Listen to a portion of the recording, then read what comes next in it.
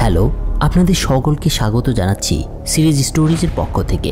Narcos মেক্সিকোর season 2 এর শেষ পর্বে আপনাদের সবাইকে স্বাগত। গত পর্বে আমরা দেখেছিলাম একের পর এক চতুর্মুখী চাপে ফেলিক্স একেবারে নাজেহাল হয়ে পড়েছিল, কিন্তু আজকের পর্বে আমরা দেখব এই পুরো বিষয়গুলোর জট খুলেছিল কিনা। তো এ পর্বের শুরুতে আকেস্টা এবং হেক্টরকে দেখানো হয়, মানে দুই কার্টেলের দুই বসকে। তারা ফেলিক্সকে গালমন্দ করছিল, বিশেষ করে হেক্টর খুব রেগেছিল এবং সে ফেডারেশন ছাড়ার কথাও ভাবছিল।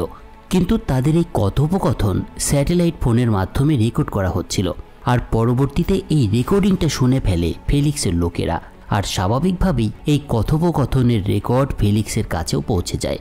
এটা শুনে ফেলিক্স কি করেছিল সেটা আমরা পরে দেখছি, তবে তার আগে চলুন অন্য ঘটনা দেখে আসি। এদিকে ফেলিক্স ডিফেন্স মিনিস্টারের সঙ্গে দেখা করতে একদিন রুলিংস পার্টির অফিসে যায় এবং সেখানে গিয়ে সে জানতে পারে একটা নতুন প্রযুক্তির সাহায্যে নির্বাচনের দিন যে কোনো ভোট কেন্দ্র বা শহরে কত ভোট হচ্ছে তা সরাসরি টিভিতে দেখানো হবে। এটা ছিল মেক্সিকোর ইতিহাসে প্রথমবার যখন নির্বাচনের পরিস্থিতি টিভিতে দেখানোর সিদ্ধান্ত হয়েছিল। এটা করা হয়েছিল যাতে কোনো ভোটে কারচুপি না হয় সেটার জন্য।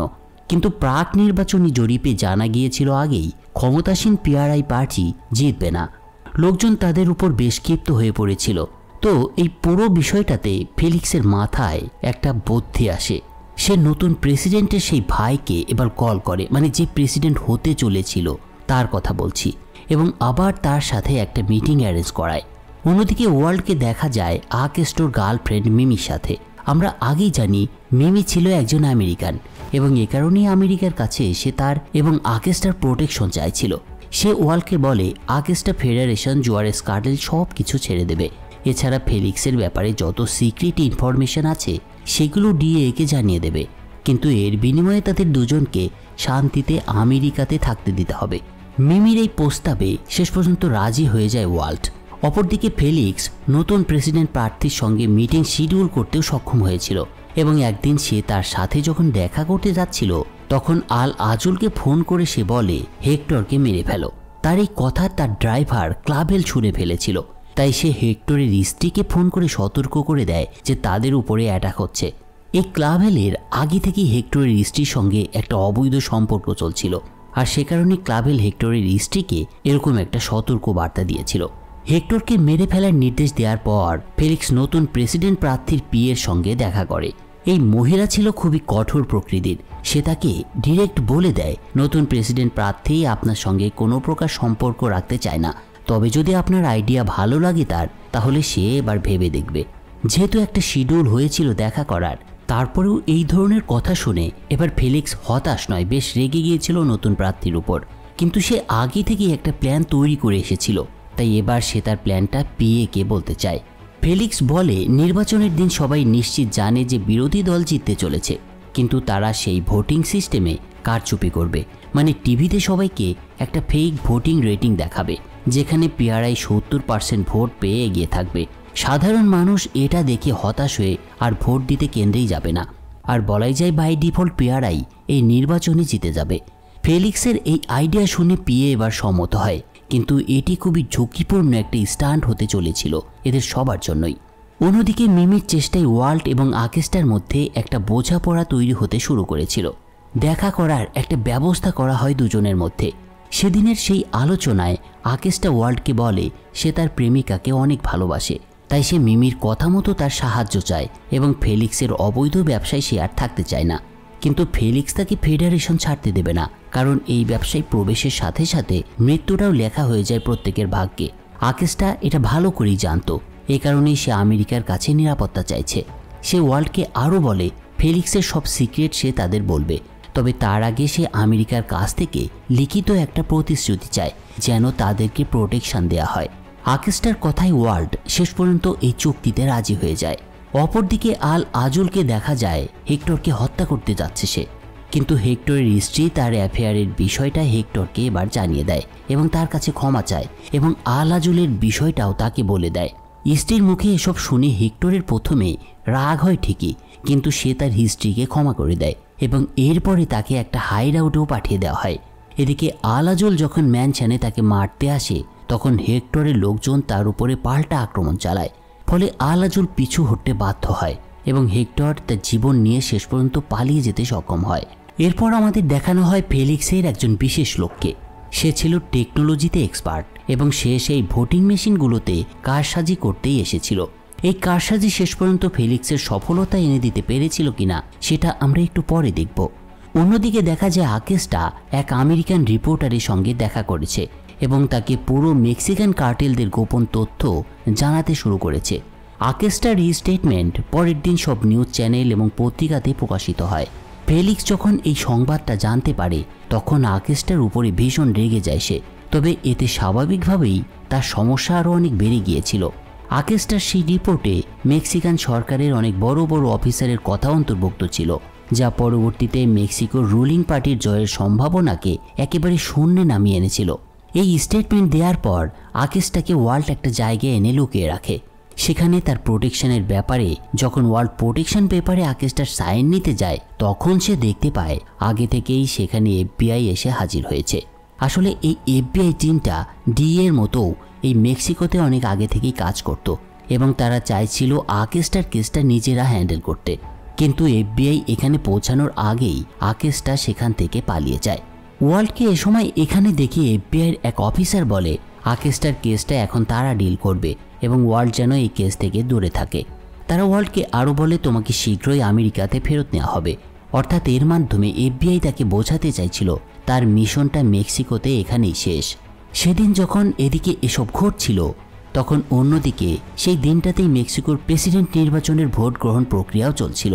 ফেলিক্স, ডিফেন্স মিনিস্টার এবং প্রেসিডেন্ট প্রার্থীর পিএ এই তিনজনই তাদের টেম্পারিংয়ের পরিকল্পনা কতটা কাজে দিচ্ছে সেটা দেখছিল টিভিতে। আর দেখা যায় প্ল্যান অনুযায়ী পিআরআই পার্টি জিতে যাচ্ছে, আর এমনটাই সম্প্রচার হতে শুরু করে টিভিতে। এই ফলাফল দেখে সাধারণ মানুষও ভোট দিতে যাচ্ছিল না। অর্থাৎ ফেলিক্সের পরিকল্পনা প্রায় বাস্তবায়নের পথে ছিল।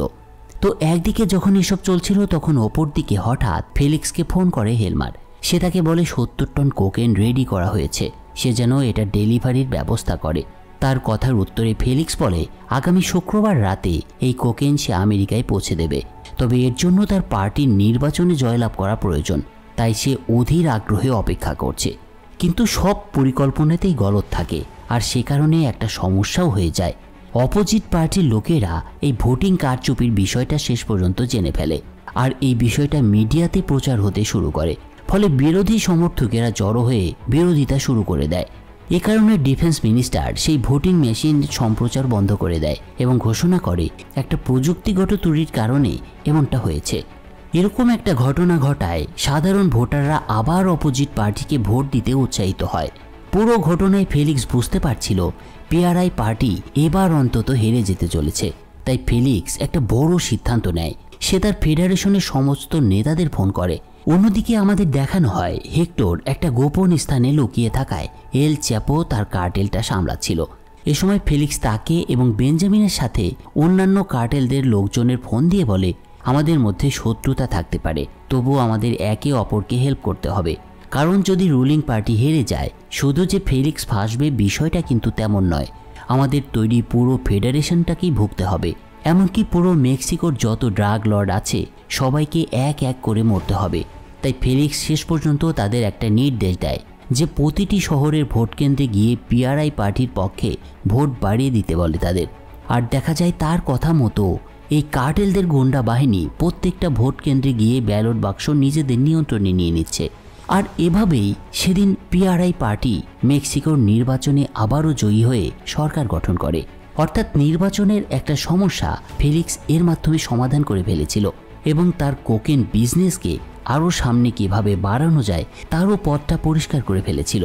এদিকে এফবিআই এবং মেক্সিকান পুলিশের একটা টিম তখনও আকেস্টাকে খুঁজে বেড়াচ্ছিল।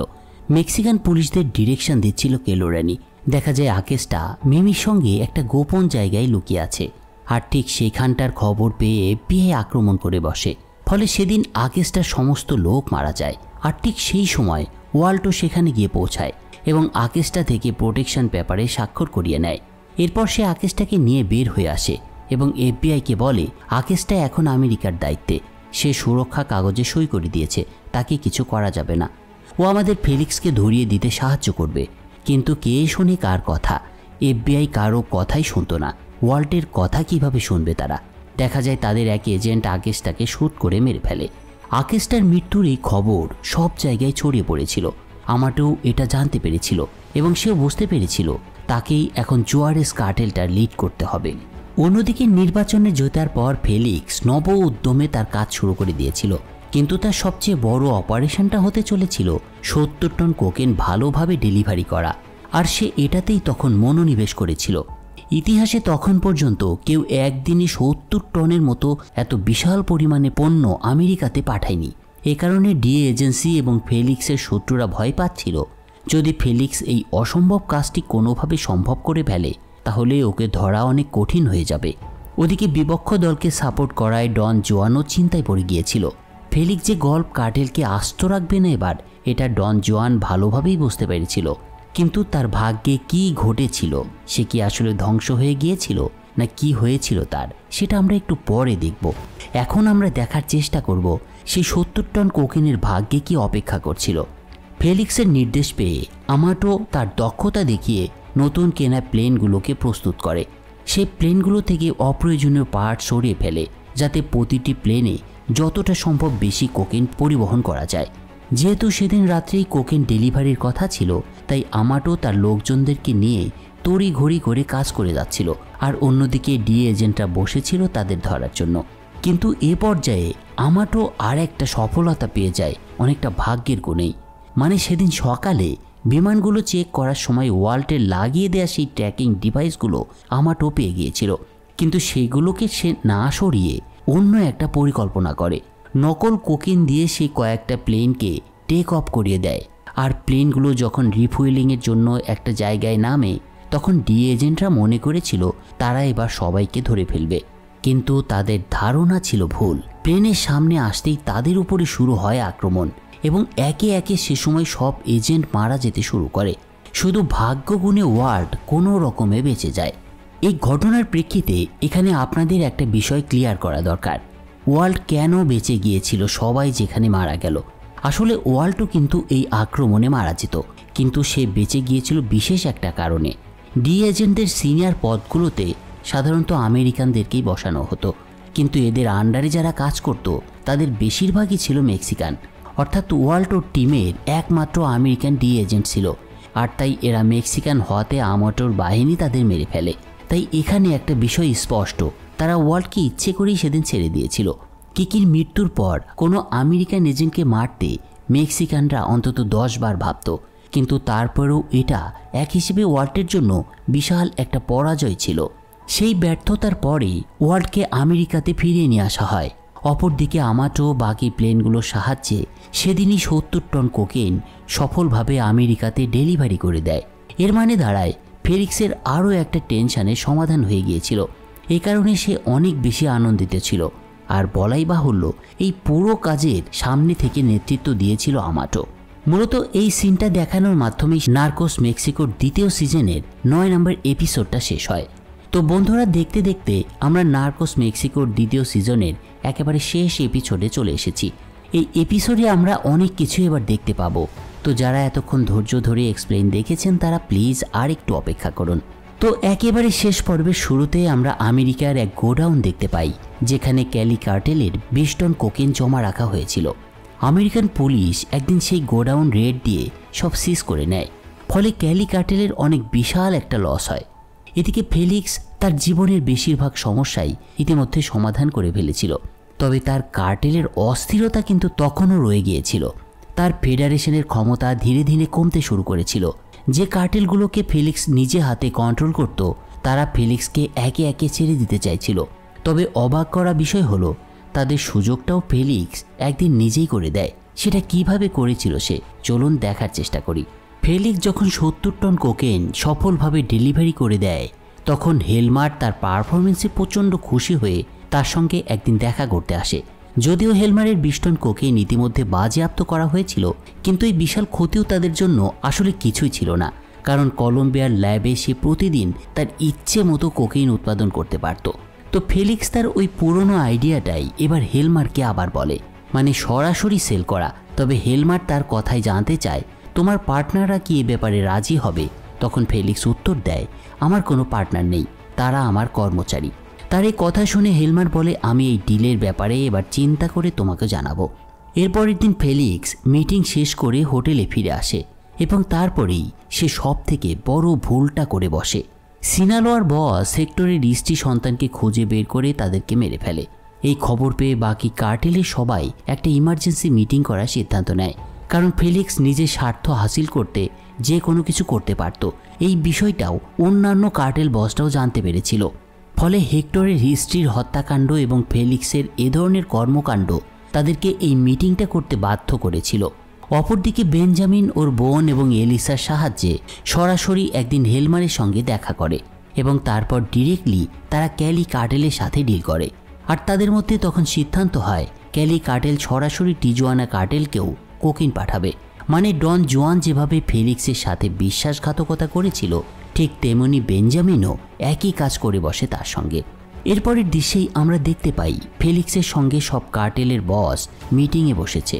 ফেলিক্স তাদেরকে একটা নতুন ব্যবসার কথা জানায় এবার, কিন্তু বেঞ্জামিন উঠে বলে, আমি ফেডারেশন ছেড়ে দেব, কারণ ক্যালি কার্টেলের সঙ্গে আমার ব্যক্তিগতভাবে কথা হয়েছে আর সরাসরি ডিলও হয়েছে তাদের সঙ্গে। তার এই কথা শুনে ফেলিক্স এবার রেগে গিয়ে বলে, তোমার টিজুয়ানা কার্টেল আমি একদম গোড়া থেকে উপড়ে ফেলবো। এর উত্তরে বেঞ্জামিন বলে, আমার শহরে আমাকে কেউ টাচও করতে পারবে না। তার এই কথাটা কিন্তু অনেকটা অধ্যত্বপূর্ণ ছিল, কিন্তু তার এই কথাটা সত্যিও ছিল, কারণ বেঞ্জামিন খুবই পাওয়ারফুল ব্যক্তি ছিল তার সিটিতে। এমনকি ফেলিক্সও সেখানে তার টিকিটও টাচ করতে পারত না। এদিকে এরপরে এল চ্যাপো মানে সিনালোয়া কার্টেলের বর্তমান বস, সেও ফেডারেশন ছেড়ে দেওয়ার কথা বলে, কারণ ফেলিক্স তাদের উপর সেই 10% কর আরোপ করেছিল।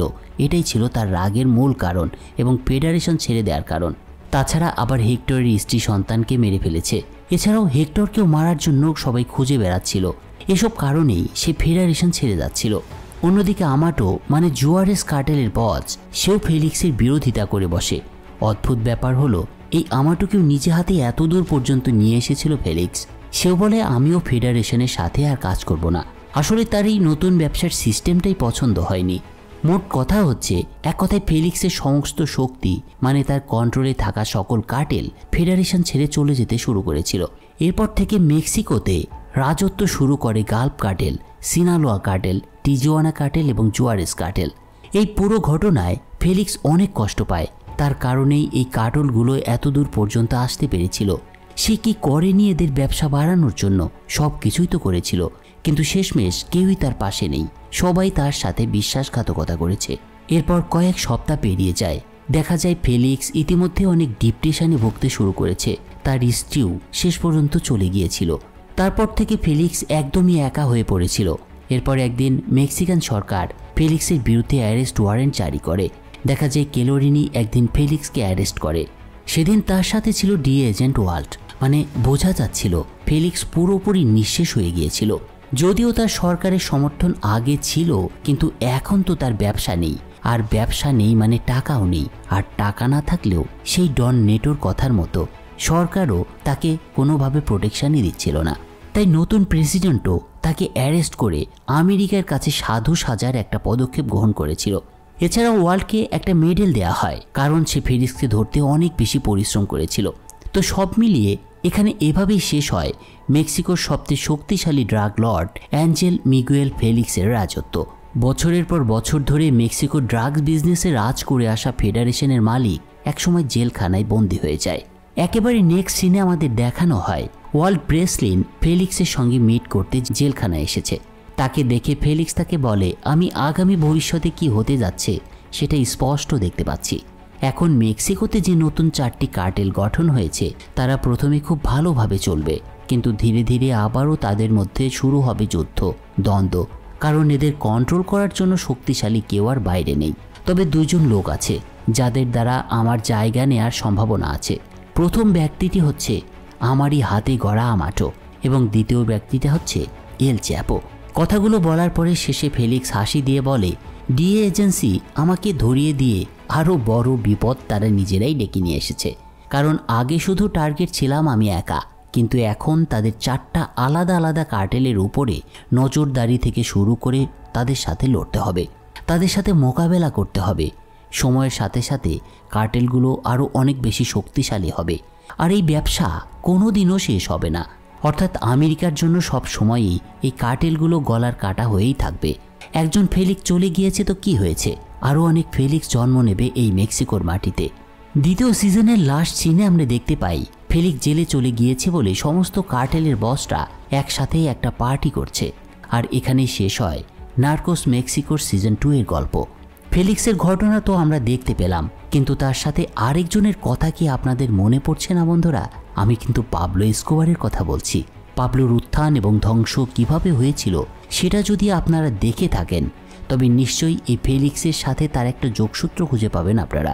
তো যাই হোক, এই সিরিজের আরও একটা সিজন বাকি আছে। তৃতীয় সিজনে আমরা দেখতে পাবো আমাটো এবং এল চ্যাপোর কাহিনী, কিভাবে তাদের উত্থান হয়েছিল এবং তাদের পতন হয়েছিল কিভাবে এই মেক্সিকোর মাটিতে, সেই সব কিছুই আমরা জানতে পারবো। তাই নেক্সট সিজনটা দেখার আমন্ত্রণ জানিয়ে আজকের মতো এই ভিডিওটা শেষ করছি। সবাই ভালো থাকুন, সুস্থ থাকুন আর অপেক্ষায় থাকুন তৃতীয় সিজন কবে আসছে।